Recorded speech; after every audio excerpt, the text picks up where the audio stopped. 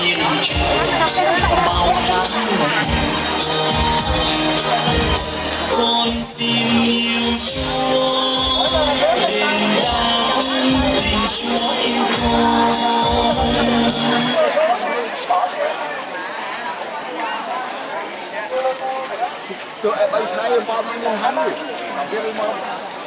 Terakhir ya. Alo 1 2 3 4 alo. Evan terakhir ya. Alo 1 2 1 2 3 4. Cái chim vô là nghe thằng đuổi vô.